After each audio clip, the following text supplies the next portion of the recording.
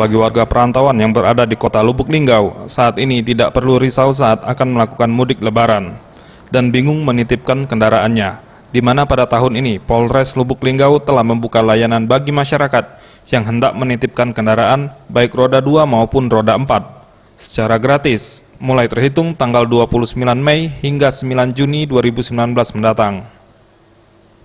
Difungsikannya kantor polisi sebagai tempat penitipan kendaraan ini merupakan salah satu upaya pihak kepolisian dalam mencegah aksi pencurian di rumah kosong yang marak saat musim lebaran. Untuk daya tampung penitipan kendaraan sendiri, di halaman parkir Mapolres Lubuk Linggau sebanyak kurang lebih 200 kendaraan, baik roda 2 maupun kendaraan roda 4. Selain di Mapolres, masyarakat juga bisa menitipkan kendaraannya di seluruh polsek di wilayah kota Lubuk Linggau.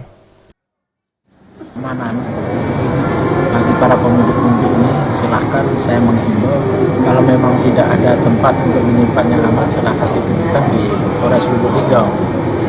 Kita mulai tanggal 1 lah. Nah, kapasitas kalau tahun kemarin 200, sekarang bisa 200 juga karena tempat. Pihak kepolisian Polres Lubuk Linggau juga selama lebaran, pihaknya akan menggiatkan patroli di setiap wilayah. Namun ia juga meminta masyarakat yang tidak mudik turut juga meningkatkan penjagaan di wilayah masing-masing. Tim Liputan, Sriwijaya TV.